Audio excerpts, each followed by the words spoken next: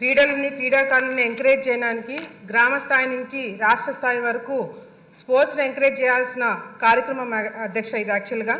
కానీ ఆడుదాం ఆంధ్ర అనే పేరుతో ఆంధ్రాతోనే ఆడుకున్నారు అధ్యక్ష. వాళ్ళు ఆడుకున్నారు అధ్యక్ష, మేము కాపాడుతున్నాం అధ్యక్ష.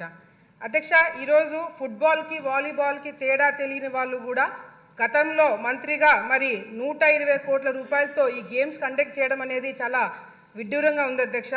ఎందుకంటే అధ్యక్ష, వాళ్ళు ఎక్కడ కూడా క్రీడాకారులను ఎంకరేజ్ చేసినట్టు కానీ పలానా క్రీడలో పలానా ప్లేయరు ఫోకస్ అయినట్టుగా కానీ ఎక్కడ మనకు కనిపించలేదు అధ్యక్ష. ఎంతసేపు వైసీపీకి సంబంధించిన మంత్రులు వాళ్ళే ఆడినారు అధ్యక్ష, వాళ్ళే కింద పడ్డారు అధ్యక్ష, వాళ్ళే డాన్స్లు వేసినారు అధ్యక్ష. అంతేగాని క్రీడాకారులను ఎంకరేజ్ చేసినట్టుగా కూడా ఎక్కడ కూడా ఎవరు ఫోకస్ కాలేదు అధ్యక్ష. అధ్యక్ష, మిగతా స్కామ్లకి ఈ స్కామ్కి తేడా ఏంటంటే అధ్యక్ష, మిగతా స్కామ్లకి మనము ప్రజల్ని మోటివేట్ చేసి వాళ్ళని జరిగిన కార్యక్రమాలు వాళ్ళకి ప్రెస్ మీట్ల ద్వారానో ఇంకొక ప్రోగ్రాంల ద్వారా వాళ్ళకి చెప్పాల్సిన అవసరం ఉండింది అధ్యక్ష. కానీ ఈ ఆడుదాం ఆంధ్ర అనే ఒక స్కామ్ అధ్యక్ష కళ్ళ ముందర గ్రామ స్థాయి నుంచి రాష్ట్ర స్థాయి వరకు జిల్లా స్థాయి వరకు అందరూ కూడా గమనించిన స్కామ్ అధ్యక్ష ఇది. ఎందుకంటే క్రీడాకారులు ఆడడానికి ఇచ్చిన కిట్స్ అధ్యక్ష నాణ్యత లేదు అధ్యక్ష. ఫస్ట్ బాల్కే బ్యాట్ ఇరిగిపోయినాయి అధ్యక్ష. కిట్స్ మీద ఏదైతే పబ్లిసిటీ కోసం స్టిక్కర్లు పెట్టుకున్నారో దాని మీద ఫోకస్ పెట్టారే తప్ప క్రీడల మీద వీళ్ళు ఫోకస్ పెట్టలేకపోయినారు అధ్యక్ష. అంతేకాకుండా అధ్యక్ష, ఈ మెయిన్ కాన్సెప్ట్ వచ్చేసి సచివాలయం నుంచి గ్రామ స్థాయి నుంచి మండల స్థాయి నుంచి జిల్లా స్థాయి నుంచి రాష్ట్ర స్థాయి నుంచి గేమ్స్ కండక్ట్ చేసి ఆ గేమ్స్ ద్వారా వచ్చిన వాళ్ళకి food, transport, accommodation, kits, ground arrangements ఇవన్నీ కూడా చూసుకోవడానికి దాదాపుగా 120 కోట్ల రూపాయలు ఖర్చు పెట్టారు అధ్యక్ష. ఇందులో గేమ్స్ వచ్చేసి అధ్యక్ష kabaddi, kho kho, badminton, cricket, volleyball for men and women అధ్యక్ష.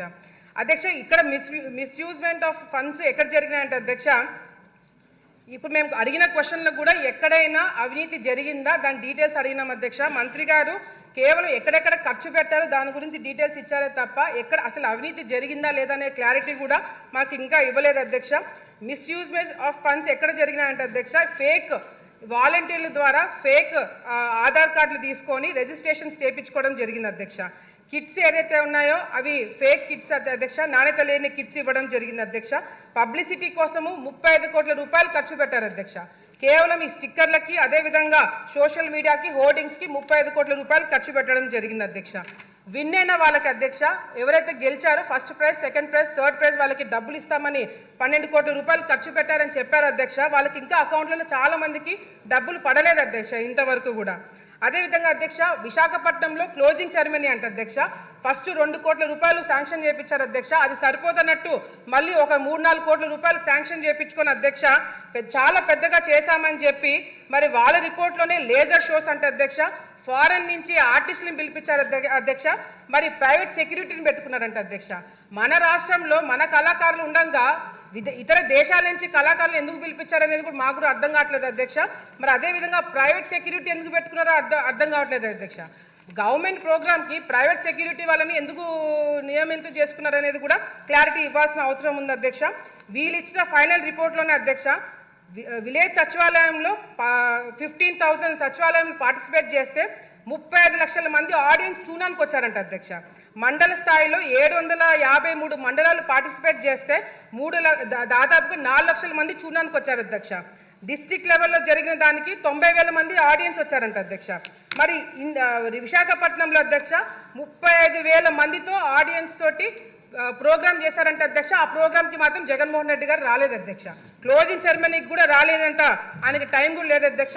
అంతేకాకుండా అధ్యక్ష, నేను శాప్ చైర్మన్ గారు మరి రవి నాయుడు గారితో మాట్లాడారు అధ్యక్ష. నేను ఆయనతోటి మాట్లాడినప్పుడు కూడా ఆయన ఒకటే ప్రశ్న అడిగినారు అధ్యక్ష, విశాఖపట్నంలో కండక్ట్ చేసిన గేమ్స్ ఏవైతే ఉన్నాయో దానికి పార్టిసిపేట్ చేసిన వాళ్ళు ఎంతమంది, విన్నర్స్ ఎంతమంది, వాళ్ళ ఆధార్ కార్డులు ఏంటి, వాళ్ళ డీటెయిల్స్ ఏంటి, వాళ్ళ అకౌంట్లో డబ్బులు పడ్డా లేదా అని చెప్పి అడిగితే అధ్యక్ష ఆయన చైర్మన్గా ఎక్కక ముందే రికార్డ్స్ అన్ని డిలీట్ అయినాయని చెప్పి చెప్పడం జరుగుతుంది అధ్యక్ష.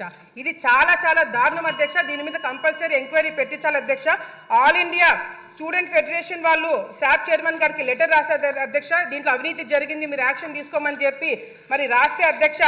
అదేవిధంగా శాప్ చైర్మన్ గారు మరి చంద్రబాబు నాయుడు గారి ఆదేశాల మేరకు కూడా మరి సిఐడికి విజిలెన్స్కి కంప్లైంట్ ఇస్తే అధ్యక్ష, కంప్లైంట్ ఇచ్చిన తర్వాత సిఐడి వాళ్ళు వచ్చారంట అధ్యక్ష. సిఐడి వాళ్ళు వచ్చి కేవలం ఒకే ఒక రోజు మరి ఇన్స్పెక్షన్ చేశారంట అధ్యక్ష.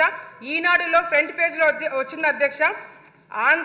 ఆంధ్రప్రదేశ్ అక్రమాలపై విచారణ తూచని చెప్పి ఈనాడులో వచ్చింది అధ్యక్ష.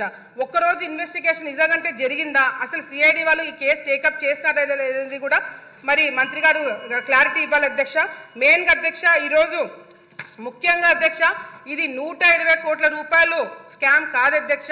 దాదాపుగా నాకు వచ్చిన ఇన్ఫర్మేషన్ మేము డెప్త్గా వెళ్ళి కనుక్కుంటే అధ్యక్ష దాదాపుగా 400 కోట్ల రూపాయలు స్కామ్ జరిగిందనేది కూడా బయటికి వస్తుంది అధ్యక్ష ఎంక్వైరీ పెట్టిస్తే. ఎందుకంటే కేవలము శాప్ తరపు నుంచి స్పోర్ట్స్ అథారిటీ నుంచి కాకుండా అధ్యక్ష డిస్ట్రిక్ట్ ఫండ్స్ కూడా దీనిలో వాడినారని చెప్పి మాకు ఇన్ఫర్మేషన్ వచ్చింది అధ్యక్ష.